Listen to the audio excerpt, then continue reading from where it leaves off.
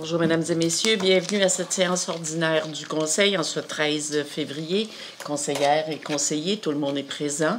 On est avec Mme Dominique Tremblay, notre directrice générale, et Mme Lison Huard, qui est avec nous, greffière adjointe, qui permet de soutenir la diffusion. Et bien sûr, notre fidèle de la télévision du littoral, M. Alain Manning. Bienvenue, Mesdames et Messieurs. Je déclare cette séance ouverte. Le projet d'ordre du jour ce soir, au point 3, nous verrons l'adoption du procès-verbal de l'Assemblée ordinaire du mois passé, qui était le 16 janvier.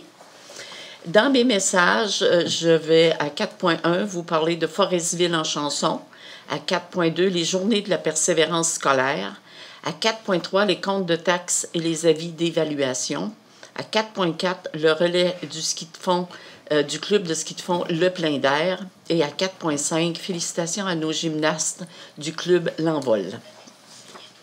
Au point 5, en développement économique, je vous parlerai du suivi du développement domiciliaire de la Première Avenue.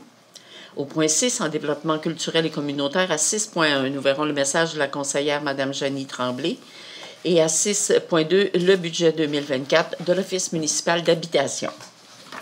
Au point 7, en urbanisme et mise en valeur du milieu, à 7.1, le message du conseiller M. Mario Desbiens, et à 7.2, le rapport des permis de rénovation et de construction. Au point 8, en sécurité publique, le message du conseiller M. Richard Foster. De même qu'au point 9, aux travaux publics, à 9.1, le message de M. Foster. Ce sera suivi à 9.2 de l'acquisition d'un véhicule, à 9.3, de location d'équipement de les excavations à Savard, et à 9.4, le dépôt d'un projet pour étude de capacité du réseau municipal des eaux usées. Au point 10, en tourisme, le message de Mme Gina Lheureux. Au point 11, en hygiène du milieu, le message de la conseillère Mme Nadine Gagné. Au point 12, en loisirs et sport, le message de M. Carole Girard. Au point 13, en administration, nous verrons l'approbation et le paiement des comptes. À 13.2, le rapport de la directrice générale sur les contrats qu'elle a accordés. À 13.3, la déclaration des intérêts pécuniaires des membres du conseil élus. Et à 13.3, une aide financière demandée par un organisme. Dans les ressources humaines, au point 14, à 14.1, l'engagement au service de sécurité et incendie. Et à 14.2, consultant au service des travaux publics. Au point 15, dans les actes législatifs, à 15.1, l'adoption du règlement 2024-321. À 15.2, l'adoption de la politique administrative concernant les règles de gouvernance en matière de protection des renseignements personnels. Et à 15.3, l'adoption de la politique de confidentialité de la ville de Forestville. Ce sera suivi d'une période de questions des citoyens. Ce projet d'ordre du jour vous convient toujours? Oui. Adoption proposée, M. Richard Foster. Donc, au point 3.1, la séance ordinaire de janvier, qui s'est tenue le 16 janvier. Alors, je le rappelle toujours, les conseillers et conseillères ont accès au préalable, donc au procès-verbal. S'il n'y a pas d'autres questions, on va prendre résolution pour l'adoption du procès-verbal. Mme Lheureux en fait la proposition.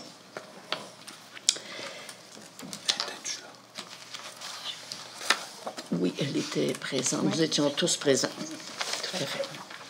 Dans mes messages, alors, Forestville en chanson, alors il faut prendre la date du 10 août. Mettre un gros X dans votre calendrier, dans votre agenda. Nous allons débuter, ça va être la première édition, mais ce qu'on souhaiterait, c'est d'un festival annuel en chanson. On se rappellera quand on a fait la fête du 75e anniversaire de la ville. D'ailleurs, on avait fait un souper et une soirée spectacle qui avait d'ailleurs amené des centaines de citoyens. Et on avait eu autant durant la soirée qu'à la suite de la soirée, beaucoup de commentaires très élogieux de gens qui disaient « Nous devrions avoir, nous aussi, notre événement, notre festival annuel de musique, de danse. Donc, rassembler les gens, c'est agréable, c'est dans le plaisir, etc. » Alors, on espère vraiment faire, au fil des prochaines années, un festival sur quelques jours. On commence cette année, donc, par une journée. C'est un rendez-vous de musique country Ça sera sur une journée, je le répète, le 10 août. Et la programmation, la billetterie, toutes les modalités seront connues au cours des prochaines semaines assez rapidement pour que les gens puissent vraiment... Alors, on a un comité qui est à l'œuvre, qui est en train d'orchestrer tout ça. Mais pour le moment, donc, retenez le 10 août, une journée de fête à Forestville. À 4.2, les journées de la persévérance scolaire. Alors, c'est cette semaine, du 12 au 16 février, partout dans la province. Et en fait, le Conseil veut joindre sa voix cette semaine, donc, pour ces activités-là. Demain, nous ferons une levée de drapeau. En fait, ces journées-là visent à rappeler l'importance d'accompagner tous ensemble, collectivement, une communauté, pas juste l'école, mais toute une municipalité, d'accompagner nos jeunes pour qu'ils trouvent leur place, qu'ils trouvent leur voie, qu'ils découvrent leur passion aussi dans la vie. Et le Conseil se permet ce soir aussi de faire un petit coup de chapeau, un petit clin d'œil aux enseignants, aux éducateurs, aux nombreux bénévoles qui accompagnent nos jeunes aussi dans les activités de loisirs, sport, culture. Alors, il y a beaucoup de bénévoles qui sont impliqués auprès de la jeunesse. Donc, on leur fait un petit coup de chapeau et on souligne donc les journées de la persévérance scolaire. À 4.3, les comptes de taxes et avis d'évaluation. Alors, les comptes de taxes vont être postés sous peu. On débute la parution. Il faut rappeler au niveau des citoyens que la Ville de Forestville elle a un nouveau rôle qui a été déposé. Alors, les valeurs des résidences peuvent avoir changé. À la hausse, à la baisse, vous allez le voir sur votre propre document, mais ça peut être différent donc de l'année passée. Ce qui est important de rappeler, c'est qu'un citoyen qui n'est pas en accord peut demander la révision de son évaluation. Toutefois, il faut être très vigilant. Il faut que ça soit demandé avant le 1er mai de l'année. Alors, si on arrive le 3 mai, ça ne sera pas recevable au niveau de la procédure. Alors, il y a un formulaire à compléter qui est disponible sur le site Internet de la MRC, parce que, faut-il le rappeler, c'est une responsabilité de la MRC, où vous pouvez vous procurer les copies ici même à l'Hôtel de Ville. Alors, n'hésitez pas, si vous recevez un compte, vous avez besoin de le comprendre, de plus d'informations, vous pouvez évidemment appeler.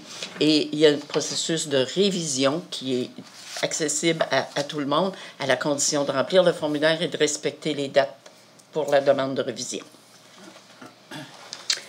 À 4.4, le relais du club de ski de fond. Alors, on a vu dernièrement que le relais porte maintenant le nom du relais Normand Ovington. Et le club a voulu honorer M. Normand Ovington, qui a été un de ses présidents, bâtisseur d'ailleurs de la mise en place du relais et du club dans son ensemble. Et le Conseil joint sa voix au club, dans le fond, pour féliciter M. Ovington, le remercier, lui être très reconnaissant de toutes ces années et de tous ces efforts qu'il a mis au fil des temps. Les gymnastes du club L'Envol, on a vu dernièrement comment les gymnastes se sont démarqués. Ils ont remporté dans la compétition régionale qui a eu lieu à Bécomo en janvier 35 médailles et 14 rubans lors de la compétition régionale. 14 gymnastes qui étaient présentes de nos municipalités, de Forestville et d'autres municipalités. Alors, c'est des belles mentions. C'est vraiment un honneur pour la ville de Forestville et le Conseil désire les féliciter. Au point 5, en développement économique, le développement domiciliaire de la Première Avenue. En fait, je veux juste rappeler les étapes parce qu'on vient de franchir une autre étape vers la réalisation de ce développement domiciliaire. La Ville a publié son appel de soumission pour la construction de la rue qui est nécessaire, qui va rendre disponible 11 à 12 terrains qui vont être à vendre. Alors, nous avons eu 5 soumissionnaires, ce qui est très, très bien. 5 soumissionnaires. On est à l'étape de l'analyse des soumissions. pour voir si le plus bas soumissionnaire, Mme la greffière fait signe que c'est 6 soumissions. Merci. 6 soumissions. On est à l'analyse donc du plus bas soumissionnaire pour voir si la conformité est toujours au rendez-vous. Et nous croyons donc que le plan final du développement pourra être publié au cours des prochaines semaines. Au point 6, maintenant, en développement culturel et communautaire, premièrement à 6.1, la parole à Mme Jeannie Tremblay. Merci, Madame la mairesse. Bonsoir à tout le monde. Un message de mon côté cette semaine en lien avec la semaine de relâche qui arrive à grands pas. Un petit rappel pour vous dire que plusieurs activités sont organisées pour cette semaine de relâche. Des activités de bricolage, de peinture sur vaisselle, de couture et de cuisine, un rallye de photos d'hiver, des jeux de société, du badminton, du pickleball, des quilles, de la glissade, un triathlon à relais, des randonnées de raquettes et de motoneige. Il y aura également la présentation d'un film et les pistes de ski de fond seront accessibles gratuitement. Plusieurs collaborateurs se sont joints à l'équipe du service des loisirs de la ville, dont la Maison des Jeunes, les Chevaliers de Colomb, le Cercle des Fermières, le Club Plein d'Air, le Club Nord-Neige, le Centre d'action bénévole le Nordais, le Club de pickleball, le Club de marche et la Polyvalente des Rivières. Pour la programmation complète, je vous invite à surveiller les médias sociaux ainsi que l'édition du 20 février du journal Haute-Côte-Nord. Voilà. Merci, Mme Tremblay. Merci. À 6.2, pour l'Office municipal d'habitation, alors par résolution, pour accepter le budget qu'ils nous déposent pour l'année 2024, on voit que leur planification donnerait un déficit de 8 286 $. On se rappellera à ce moment-là que nous devons par résolution nous engager à combler notre part de ce déficit qui est de 10 %. Alors pour la ville de Forestville, c'est 829 $. Pour la Société d'habitation du Québec, 7 457 $ pour le total du déficit. Résolution, Mme Nadine Gagné. En urbanisme et mise en valeur du milieu, à 7.1, le message du conseiller, M. Mario Desbiens. Merci, Mme la maire. Demande de permis de rénovation. La plupart des travaux nécessitent un permis. Il est donc primordial de faire votre demande d'obtention de votre permis aussitôt que vous prévoyez faire des rénovations. Pour en faire la demande, il suffit de remplir le formulaire prévu à cet effet disponible au bureau municipal et sur notre site Internet. Le délai d'émission d'un permis de rénovation est d'au maximum 45 jours, et ce, une fois tous les documents nécessaires déposés, la demande dûment complétée et payée. Merci. Merci, M. Desbiens. À 7.2, le rapport des permis de rénovation et de construction pour le mois de janvier. Donc, je vais demander à Mme Tremblay de nous en faire le dépôt. Merci, Madame la mairesse. Alors, pour le mois de janvier, qui vient tout juste de se terminer, on a déjà 4 permis pour un montant total de 255 000 $. Donc, voilà pour le moment. Ça prend une résolution pour accepter ce rapport d'urbanisme. M. Carole Girard en fait la proposition. En sécurité publique, maintenant, à 8.1, le message du conseiller, M. Richard Foster. Oui, bonjour tout le monde. Je vais vous transmettre le message de Mme Marie-Pierre Dufour, la technicienne en prévention incendie. Avoir un plan d'évacuation en cas d'incendie et faire une pratique avec les membres de la famille et vérifier le bon fonctionnement des avertisseurs de fumée. Ne laissez pas des bougies allumées sans surveillance. Placez-les dans des supports robustes et incombustibles. Assurez-vous de déneiger les issues et les fenêtres après chaque bordée de neige. C'est pour votre propre sécurité, autrement dit. Là. Gardez un extincteur dans la cuisine. Ne laissez pas la cuisson des aliments sans surveillance. Gardez la cuisine propre et bien rangée. Utilisez toujours du bois sec et assurez-vous que votre cheminée est ramenée au moins une fois par année. Ne laissez jamais un radiateur sans surveillance. Quand on parle de radiateur, là, c'est ce qu'on appelle, nous autres, en bon québécois, une chaufferette. Voilà, madame. Merci, M. Foster. On va aller maintenant au département des travaux publics, au point 9, à 9.1. M. Foster, oui. Je vous repasse le micro. Oui. Nous vous rappelons qu'il est strictement interdit de pousser la neige dans les rues ou sur les bornes d'incendie. Vous allez peut-être me dire, il n'y a pas de neige, là, mais l'hiver n'est pas fini. Probablement qu'il va en tomber d'autres. On ne prend pas de chance, on vous avertit. Afin de faciliter les opérations de déneigement, il est important que vos bacs de vidange soient dans l'entrée du stationnement et non en bordure de la rue. C'est le contraire de l'été. L'été, on peut le coter après le coteur, mais l'hiver, c'est de le rentrer à l'intérieur du coteur parce que quand le déneigeur passe, lui, il accote le coteur pour ne pas briser vos poubelles. Et voilà. Merci, M. Foster. À 9.2, on va procéder à l'acquisition d'un véhicule. Alors, tel qu'on l'avait déjà prévu au budget, on a fait des demandes de prix pour l'achat d'un véhicule pour le service des travaux publics. Nous avons donc deux soumissionnaires qui ont répondu à nos demandes. Premièrement, donc, Olivier Hyundai de Bécomo pour un automobile, un Hyundai Tucson. Le montant total avec Yolande Sirouille pour 39 730 $ et 25 sous. Le deuxième soumissionnaire, c'est Manic Toyota de Bécomo pour un RAV4 au montant de 41 832 et 98. Donc, considérant que le règlement de gestion contractuelle permet qu'on aille de gré à gré jusqu'à un montant de 133 800 $, tel que décrété par le ministre, il y a donc résolution pour accepter la soumission de Olivier Hyundai Bécomo du 24 janvier dernier au prix de 39 730 $ et 25 sous, plus les taxes, bien sûr, pour l'achat, pour l'acquisition d'un VUS Hyundai Tucson et d'ajouter le traitement d'anti-rouille au prix de 1 500 $ plus les taxes applicables. Résolution. Madame Jeannie Tremblay. Ça va pour tout le monde? Oui. Location d'équipement à 9.3. On se rappellera qu'on a eu un événement sur la première avenue, le renversement de notre chargeuse sur roue. Alors, ça a nécessité la location d'équipement et de main-d'œuvre pour remorquer la chargeuse. Et bien sûr, on a fait des travaux pour sécuriser le site. Donc, ça a été l'installation de 24 jerseys. On a aussi des agrégats qui ont été nécessaires. Donc, la facture totale par résolution qui doit être payée à Excavation à Savard est de 42 258 $ et 5 sous.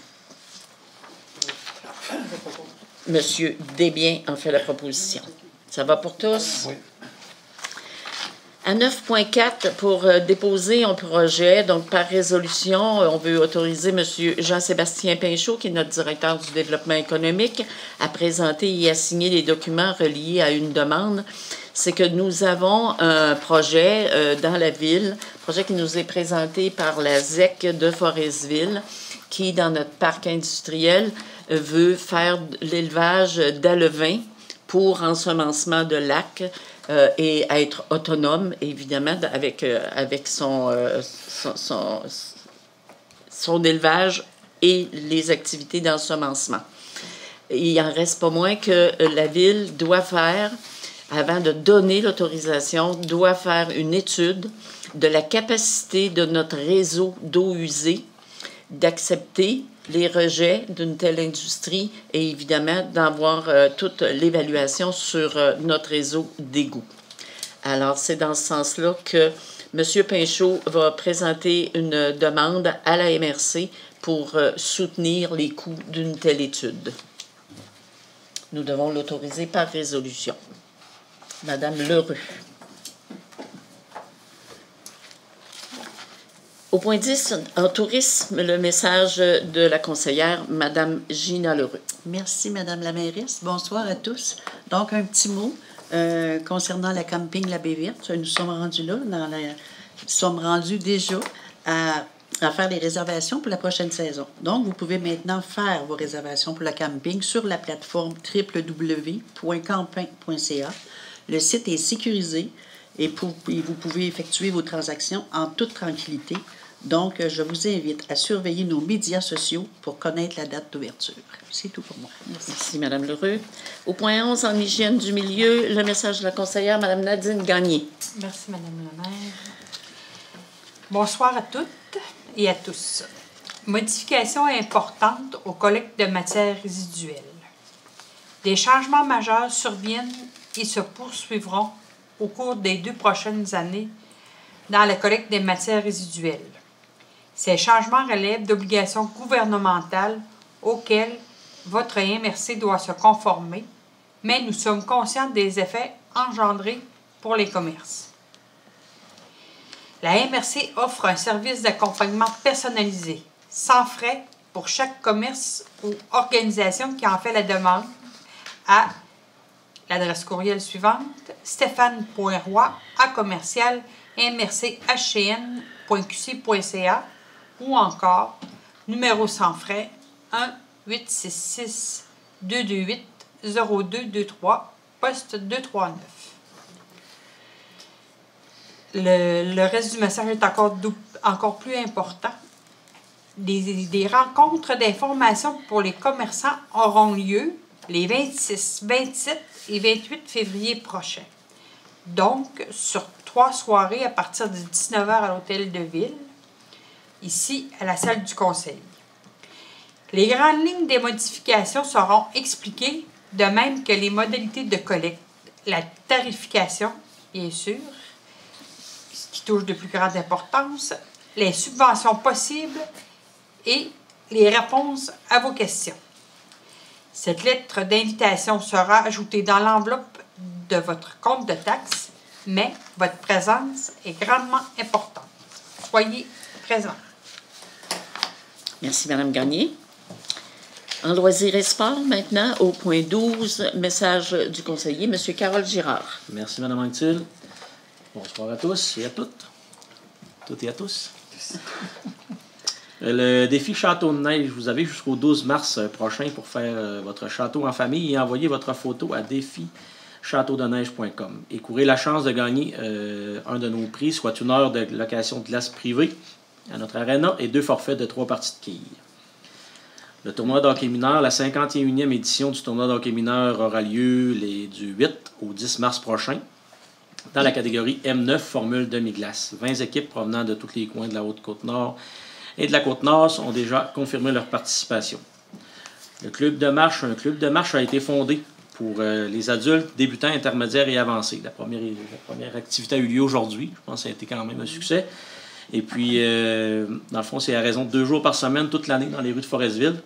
Puis les départs se font au complexe Guy Ouellet. Pour les personnes intéressées, le prochain rendez-vous est demain, le 14 février, la journée de Saint-Valentin, à midi. L'activité est gratuite. Merci, c'est tout pour moi. Merci, M. Girard. Au point 13, en administration, premièrement. Alors, c'est l'approbation et le paiement des comptes. Donc, en comité de travail, les conseillers ont eu accès à tous les comptes, les factures à l'appui, les explications. Si ça vous va, donc je prendrai une résolution pour qu'on puisse procéder au paiement. Proposé par M. Foster. Je pose assez de questions. Oui. On les analyse, les comptes, c'est parfait. À 13.2, le rapport de la directrice générale sur les contrats accordés. On sait que la loi permet à la directrice générale de passer contrat pour que les dossiers puissent continuer à avancer, mais elle a l'obligation de faire un rapport des contrats qu'elle a accordés à la séance ordinaire qui suit l'octroi des contrats. Donc, Mme Tremblay, les 5 contrats que vous avez accordés. Alors, 5 contrats pour le mois de janvier. Le tout premier a eu lieu le 23 janvier 2024 pour l'entreprise Nordico pour la vérification 2024 des débitmètres. Donc, c'est un montant plus taxe de 2 725 $. Premier contrat. Deuxième contrat, toujours à Nordico, et dans le but d'une assistance technique pour les rapports en eau potable là, pour le gouvernement, donc pour un montant de 4 050 $.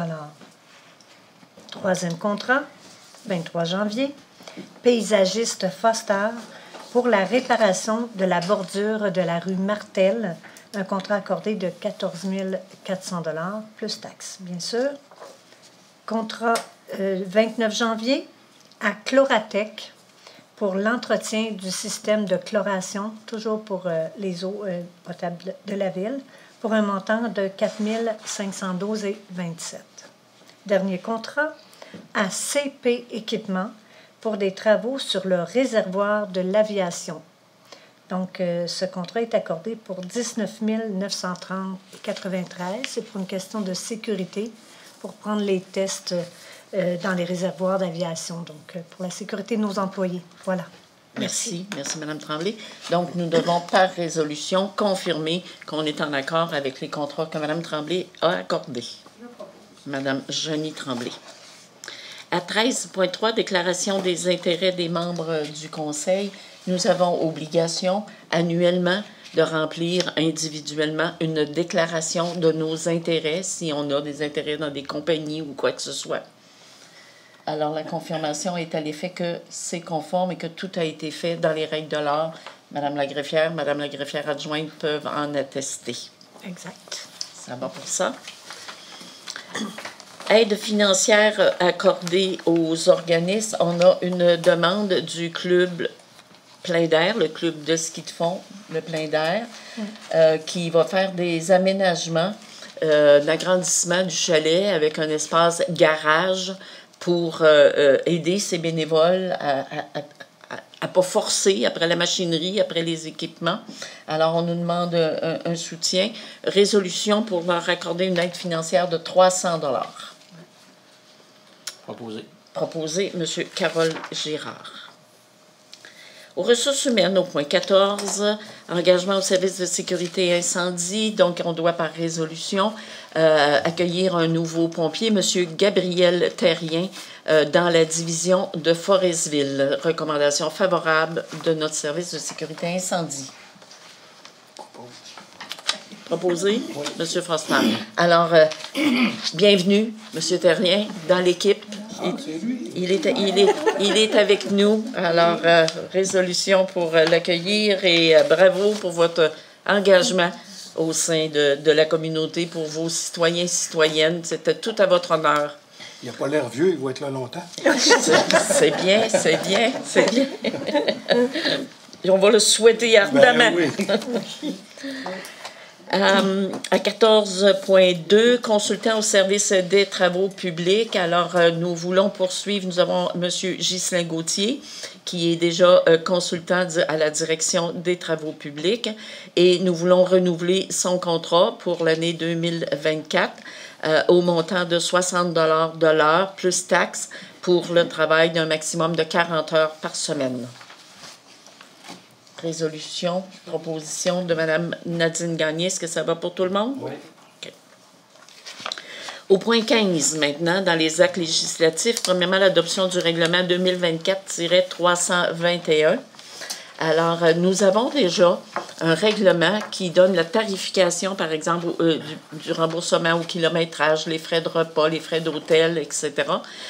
Nous revenons donc dans notre règlement sur la compensation de kilométrage. La Ville débourse au kilométrage 50 sous du kilomètre à l'heure actuelle, alors que le Conseil du Trésor est passé à 70 sous. Évidemment, on en connaît la raison.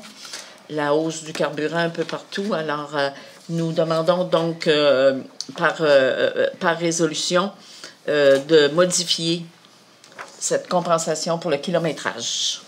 Proposé. M. Carole Girard.